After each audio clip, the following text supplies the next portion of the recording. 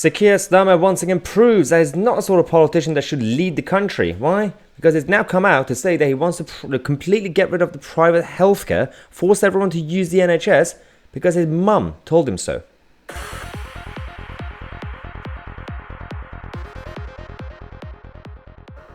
I mean, I fully understand that politicians tend to have mum issues, dad issues, hence why they're politicians, control freaks. Yeah, at the same time, you don't really have to make it that public. This is a big problem. So, this is a sad story. I mean, of course, everybody has family issues, but when you use it as an emotional tool to get votes and support, it's a bit disgusting, because especially when it's not really genuine. This is Sir Keir Starmer doing an interview with the BBC, and he talks about when his mother was ill, and she told him this very specific thing. Just watch this and judge it for yourself.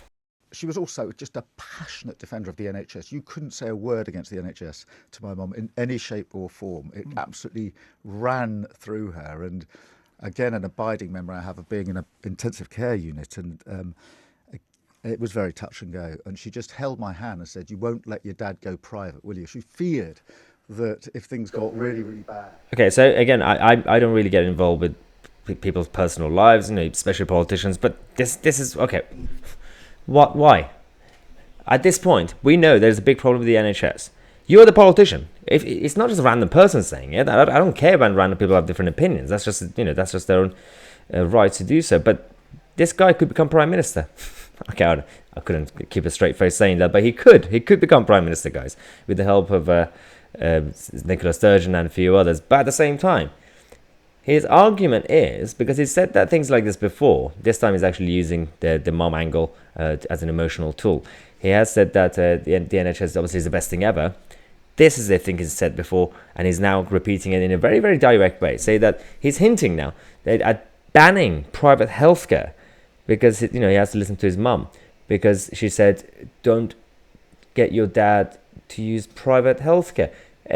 Firstly, if you have the money, you do realize most independent private providers would actually be more efficient than the NHS anyway, depending on which area. In some local NHS trusts are actually pretty all right.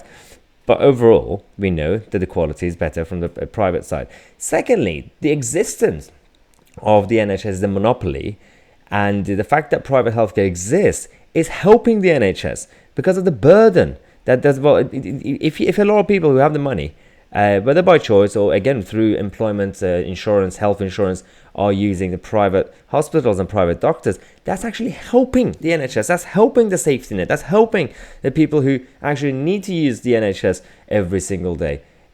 Why do you want to discourage people who can actually get private healthcare from doing it?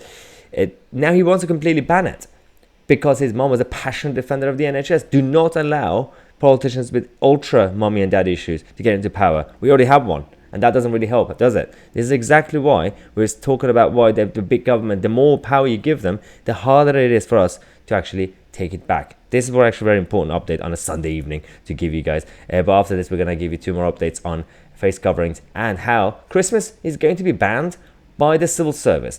Stay up to date, subscribe to the channel. I'm Tousi, and we are the media.